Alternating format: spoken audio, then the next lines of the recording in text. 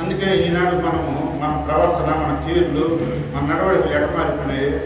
ఇప్పుడు తల్లిగా చూస్తున్నామంటే లేదు, తండ్రిగా చూస్తున్నాం లేదు, భార్యగా లేదు, భర్త లేదు, బిడ్డలుగా లేదు, దేవుడు దేవతలు లేవు.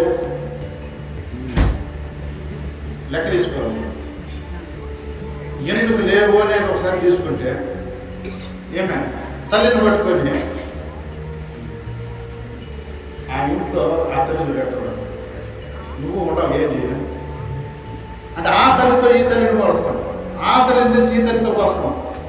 ఎంతమంది తల్లులు కనబడతామంటే వాళ్ళ అంటే నచ్చినట్టుగా ఒక్కొక్కటి ఉంటుంది కదా, ఒక్కొక్క దగ్గర ప్లస్ ఉంటుంది, మైనస్ ఉంటుంది. తన తల్లి దగ్గర మైనస్ పెట్టుకొని ఎవరెవరి దగ్గర ప్లస్లు ఉంటాయో ఆ ప్లస్లన్నీ తెచ్చి ఈ తల్లి దగ్గర చూపించేసి నువ్వు పనికిరావు అన్నాడు. ఆ తల్లిదంతా ఎట్లుండాలి, వాళ్ళంతా ఏం చేస్తున్నారని చీపుచ్చి చెప్పి తన తల్లినే తాను విమర్శిస్తున్నాడు.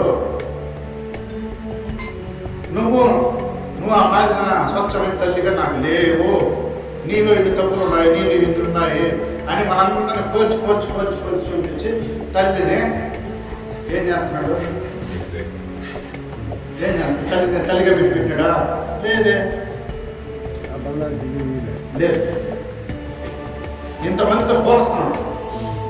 నీ తల్లినే నీ తల్లి దగ్గర ఉండే ప్లస్ తీసుకునేది, నీ తల్లి దగ్గర ఉండే ప్లస్ ఆ తల్లి దగ్గర లేదే. అది గమనించరాడు. ఎందుకంటే నువ్వు అంత కూడా కాపురం చేయాలి, వాళ్ళతో కూడా సంసారం చేయాలి, వాళ్ళతో కూడా నువ్వు లేవు. నీకు సమయానికి అది దృష్టిలో పడింది, నువ్వు అది ప్లస్ అనుకుంటాడు. నువ్వు కాపురం చేయి, ఆడుండే లోటుపాట్లు కూడా తెలుస్తాయి. కాబట్టి ఈడ స్వచ్ఛమైన తల్లిని స్వచ్ఛంగా మనం ఆ బంధాన్ని చూడకుండా విమర్శలు పాలు చేసి మన తల్లిని మనము పూర్తిగా తెచ్చిపరుస్తాం. ఇప్పుడు మన తండ్రిని అదే మరి మిగతా తండ్రులతో పోల్చి తక్కువ చేసి మాట్లాడతాం.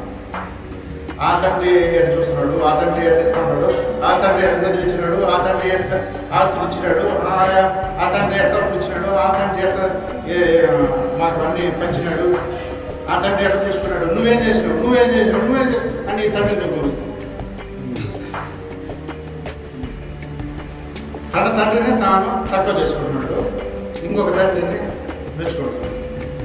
అది తాత్కాలికంగా చూసి ఇదైపోయి తన తండ్రిని పూర్తిగా చూడదు. తండ్రిని